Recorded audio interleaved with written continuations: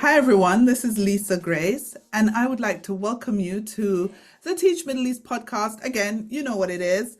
Thank you to everybody. Last week we hit 15,000 download on the last episode. So listen, you guys, you rock. You rock. I am so grateful to you. One episode, 15,000 downloads. It was great. Thank you to Steve, who was my guest. But today, that's not what the show is about. I just wanted to show gratitude at the top of the episode so you guys know that we are very much paying attention to the listenership and paying attention to the viewership. But today, I've got Eric Sheninger on the podcast with me. And Eric is prolific. If you don't know who he is a thought leader in this space. I've been following him on the Twitter, on the X, formerly known as Twitter, for years. And then he came to Dubai, and I thought I have to get him on the pod. So he was here in Dubai in October. Couldn't get him on the pod then, but I have him on the pod now. Welcome, Eric. Oh, it is my honor to be here, Lisa. Cannot wait to chat. Yay! He's written loads of books. So, you guys, if you haven't read any of Eric's books, I would love you to. Oh, and his blog is Brill. So go to ericsheninger.com. We're going to link it in the show notes. You got to go there. You got to read his blog posts.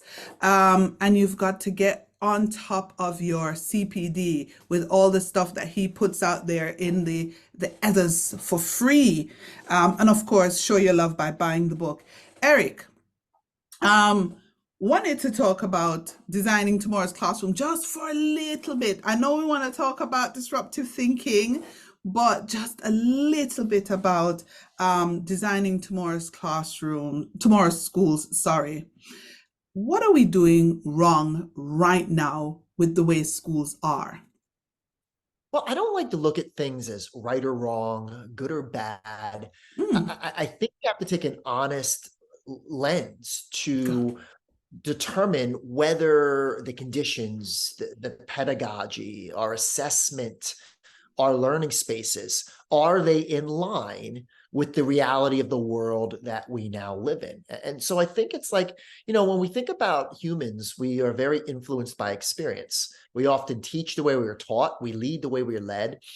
And I think that we are a little bit shy and reserved when it comes to changing how our classrooms are structured, how we teach, and what we're preparing students for. So I think it's more about being honest and vulnerable in order to really ask the question, are we serving our learners to the best of our ability based on the world today and what it's going to be in the future?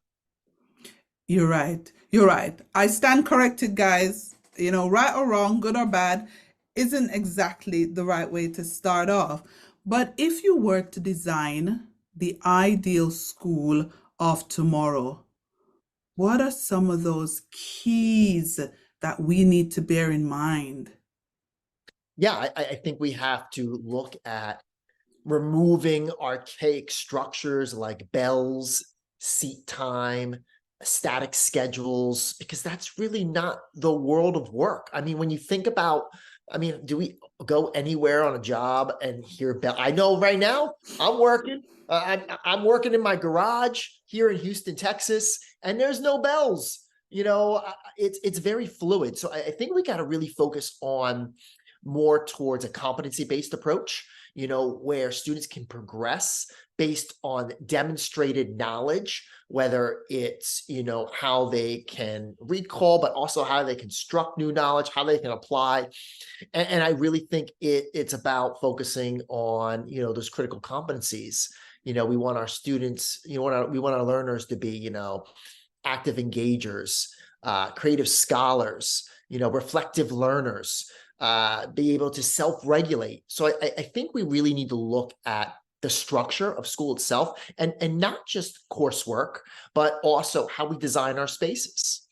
When we think about learning space design, looking at everything from furniture, layout, color, lighting, acoustics, and really think about, does the space then match the pedagogy that's truly going to help students be able to learn in ways that are more preferential?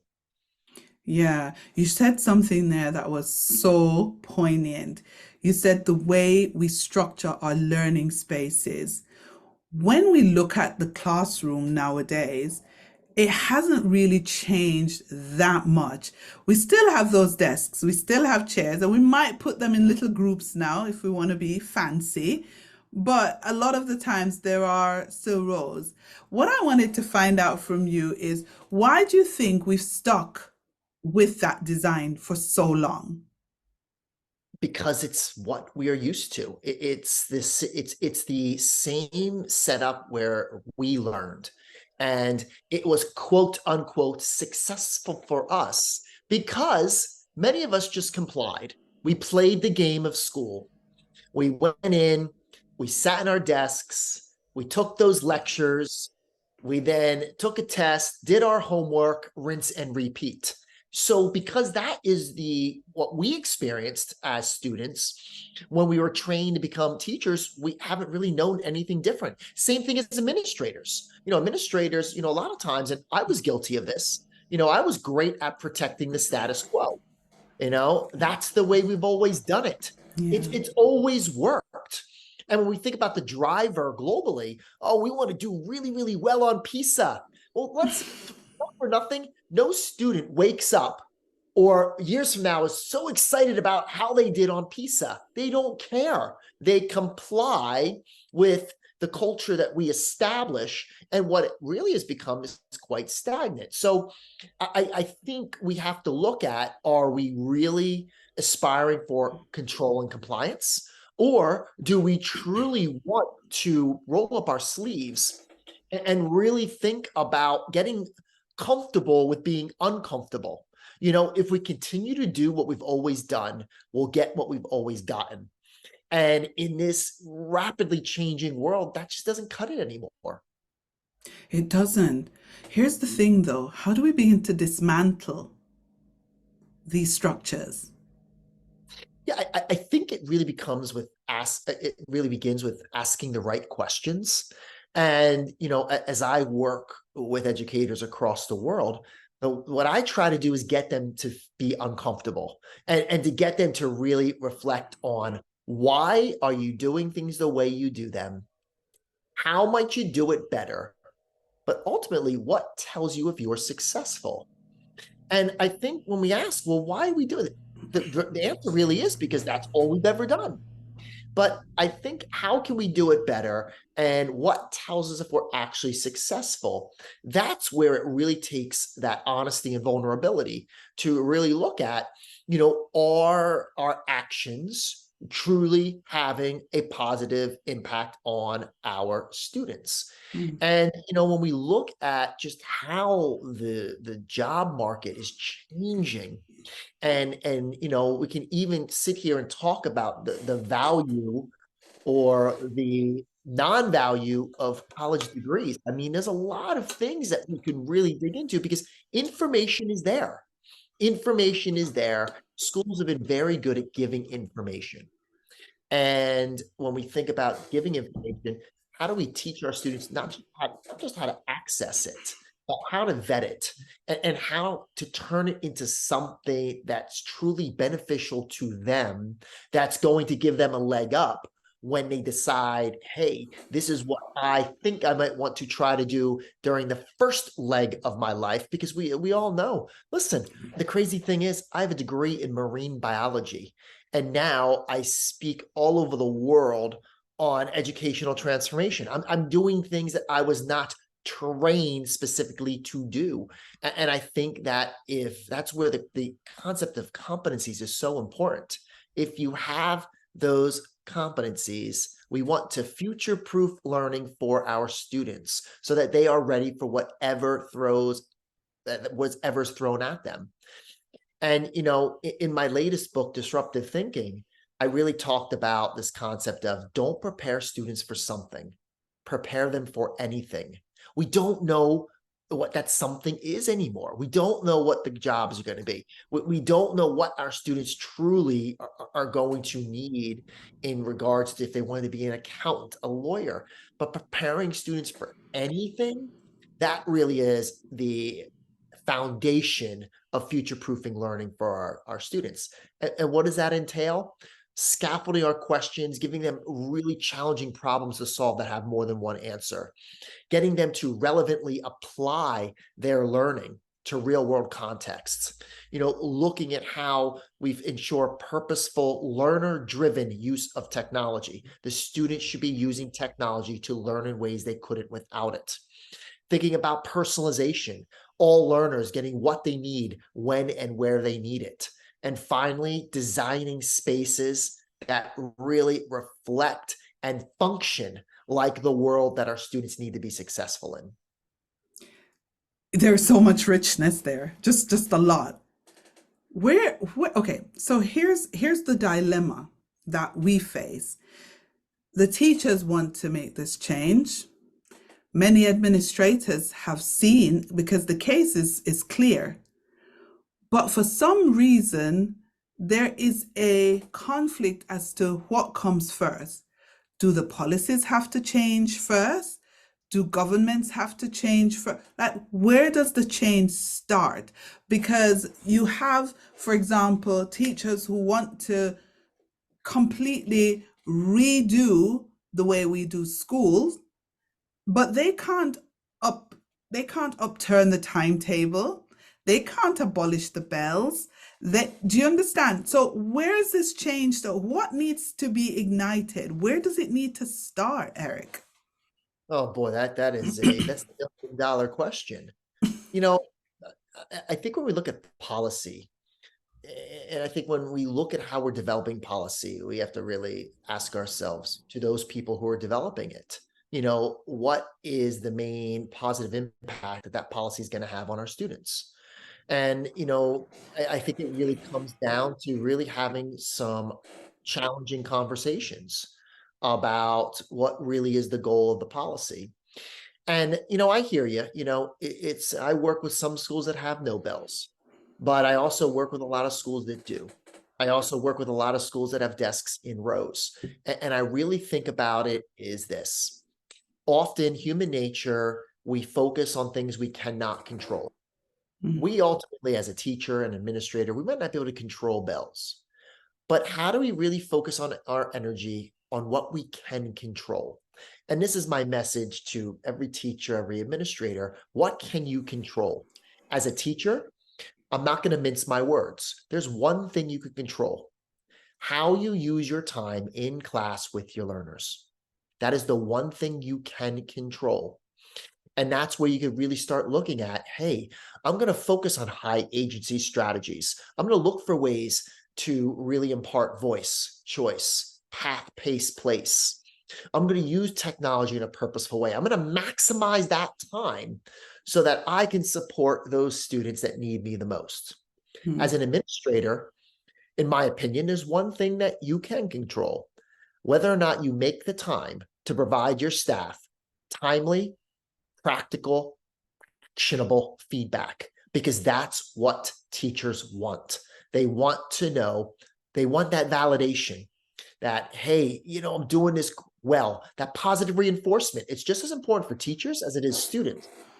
But they also want to know in a non-evaluative way, what are the things based on evidence that I can do to improve? How can I do what I'm already doing better?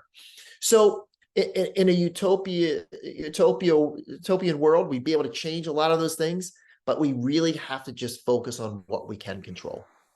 You are right. You're definitely right. You spoke to something earlier, which was about competencies. Have more value placed on competencies. My dilemma again is that the exams are not testing competencies, they're testing knowledge. And I find that they're not changing to keep pace with skills development and competence-based learning the way they should. And again, I'm asking questions because these are the questions that come to my mind. And I don't necessarily think we can answer them all, but where do we begin to reshape that? Because until those sort of final exams, you mentioned Tim's and Prills and those things, they're trying to say they can test skills, but they're not really. I mean, how do we reconcile with that? Yeah, so I've worked with two schools in particular here in the United States that have just been amazing with a competency-based approach, where they've also experienced amazing test scores, standardized test scores. One was Wells Elementary, and that is the school that my daughter went to. That school scores 95% uh, or higher, math, science, ELA, grades 3, 4, and 5. And what they use is they use their benchmark data to group, regroup, provide targeted instruction. They will spend some time preparing for the more formal standardized tests. But when you look at what's mostly happening, you're looking at choice boards, must do, may do tasks, playlists, rotational models. They are maximizing the time. How do you still do well on exams? You challenge your students to think. I mean, that doesn't change. Looking at whether you call it Webb's depth of knowledge, Bloom's taxonomy, levels of thinking, you still challenge them to think. But again, how are we differentiating our tasks? How are we looking at the process of learning? How are we providing that feedback? And currently, I'm working with Quest Junior High, which is a grade 6 through 9 building. When people say you can't do it, well, listen, they have no homework, they have no grades. They got rid of points, they got rid of numbers, they got rid of homework. They unpack every standard into rubrics. And think about learning targets going from emerging, developing, mastering to extending. Those students get multiple opportunities to practice before they have to prove their learning. And their junior high in their respective state is scoring higher than almost every other junior high in that state. And when you walk in there, you see and feel what a real world learning experience should look like. I mean, they got flexible seating, dry erase tables. So it's happening. But again, we have to get past the fear. If we challenge our learners to think and we get them to apply their learning in relevant ways, and if we use data to maximize the time we have with our kids and support those that need it the most, the scores will follow suit. But we have to move past our comfort, because comfort is the enemy of progress. And we also have to face our fears. And in the words of Zig Ziglar, we can forget everything and run, but our students, they need us to face everything and rise. Is it easy? No, nothing is easy. Teaching is not easy. Leading is not easy. But when we start looking at the results through the eyes of our learners, and we see how much satisfied with they are, and we see that they're moving from compliance to engagement to empowerment, I mean, that is all the affirmation that we need to really continue that progression forward. No, that's brilliant. I'd love to see that school in action. It sounds amazing. I mean, our setting here in the Middle East, I think we're poised for some fantastic disruptive thinking in our classrooms because, yes, there are inspections. Yes, there are policies and things that are still needing to be shaken up. But I think we have a little bit more flexibility given that it's a majority private school base, especially here in the UAE. And so individual schools and school groups can innovate in a way that sets them apart, which would then make it easier for them to think disruptively, which brings me on And, to that. and Oh, it's interesting sorry. you say that, because I am going to give a plug. I have worked years with a school system in UAE, GEMS, and I've seen firsthand some amazing, innovative work that they are doing with their students. So you're right, it is happening out there. And we kind of want to keep moving forward and really begin to scale that change. And as we're talking, I kind of have to just backtrack one little bit, as we're talking about what our learners need, and we're talking about transforming learning, disruptive thinking. Here's kind of where we are now. What did we learn from the pandemic? What are we learning now from artificial intelligence? How much we do not know. Disruptive thinking is the ability of our students to replace conventional ideas with innovative solutions to authentic problems. And as we've been talking, that's kind of the point I've been trying to make, is how are we creating that disruptive thinking in our classrooms that is going to prepare our students, not just for the present, but for their future. Yes. No, I get it. If a teacher is at zero with disruptive thinking, that they haven't even started to kick against the grain, where do they begin? Yeah, I really, you begin with where it's the easiest shift to make, and just looking at our instruction. Instruction is what the teacher does. Hmm. Learning is what the student does. But we want to really begin with, hey, are we scaffolding our questions, our tasks, our assessments? Start there. Number two, are we bringing in at least a relevant context? Can students see, why am I learning this? How will I use it outside of school? What tells me if I'm successful? And really looking at how we build in higher cognition and relevant application to what we do when we instruct. The hook. How do we begin our lessons? Are we hooking them in? That's not new. That goes back to the work of Madeline Hunter from the late 1960s. She called it the anticipatory set. How we review prior learning, how we check for understanding, how we close our lessons. Look at those aspects and ask ourselves, how can we bump up that thinking?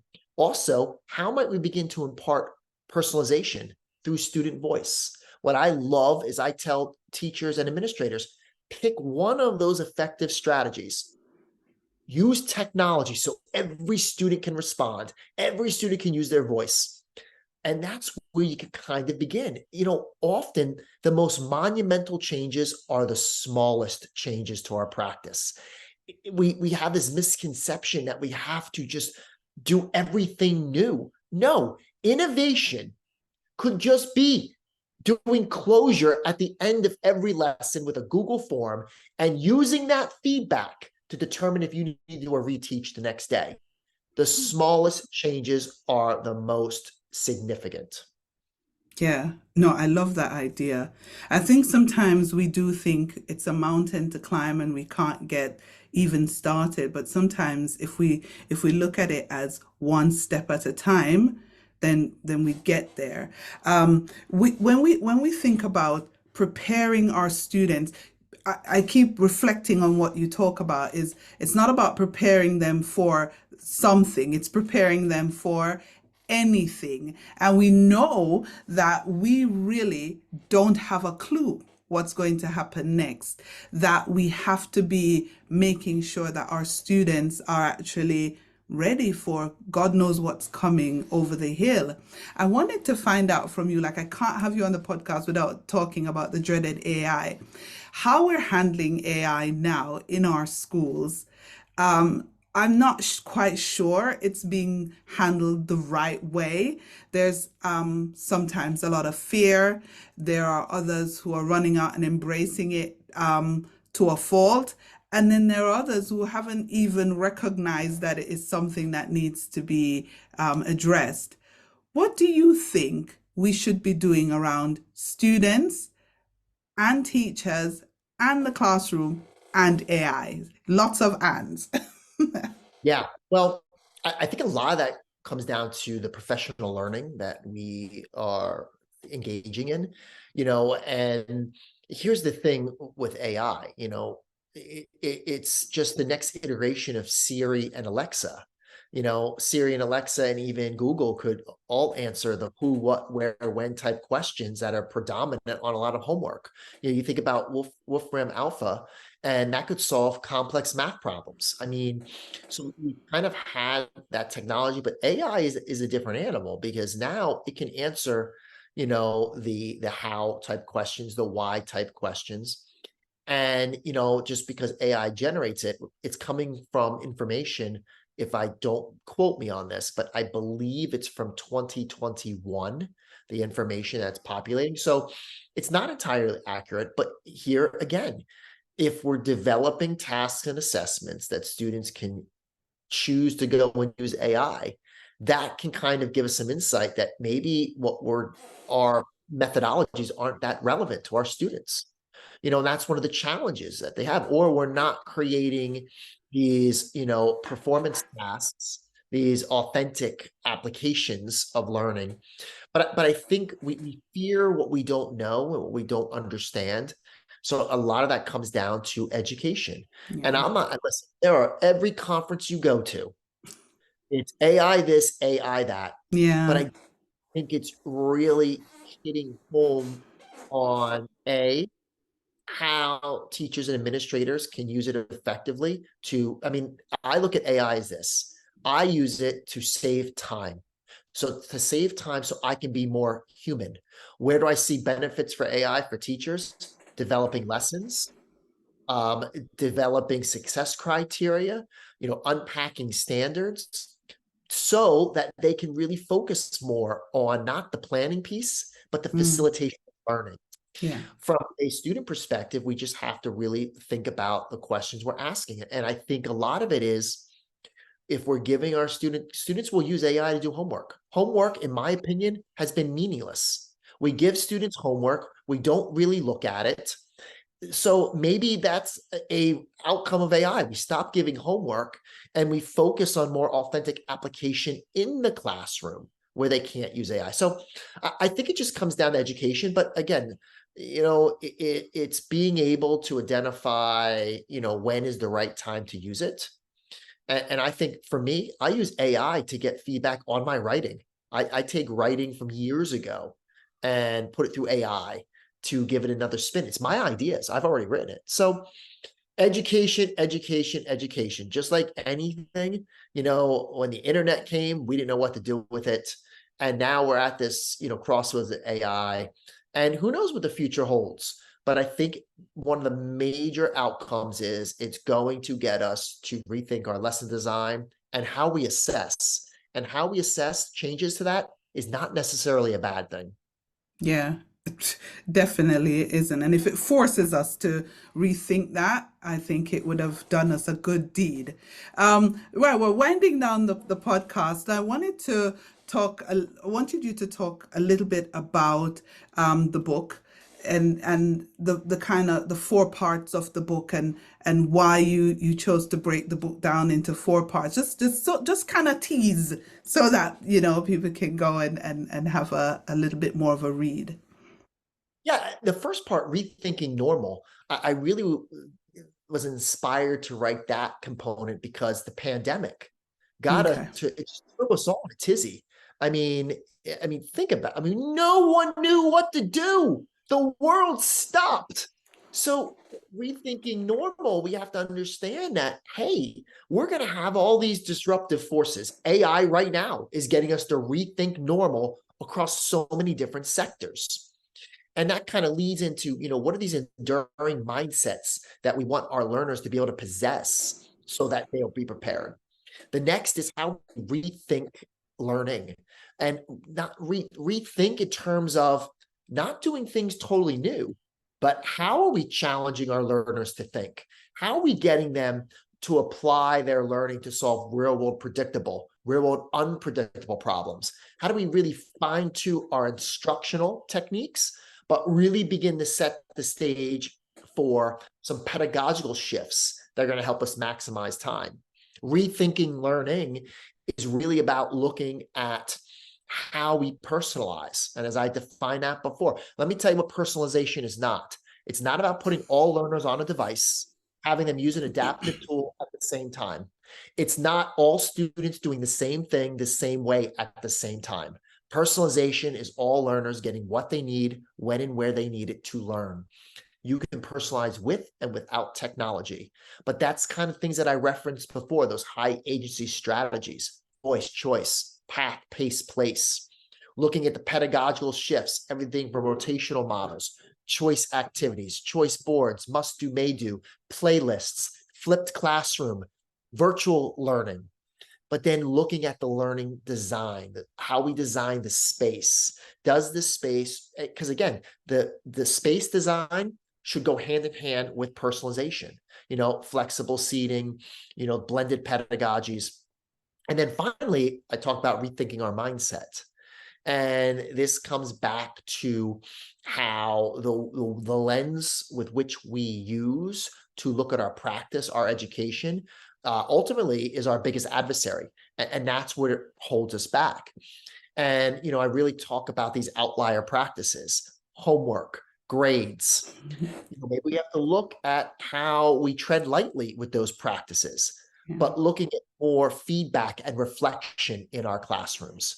So, again, nothing is perfect, but the whole point of the book that I hope is that educators will kind of have their aha moment and immediately think about the small changes they could make that could have the most significant impact on their practice, but then begin to think long term in terms of, because I share stories and examples from school systems that I've worked with that are getting amazing results. So I've captured those stories to try to motivate teachers and administrators so they can see that this is possible in their.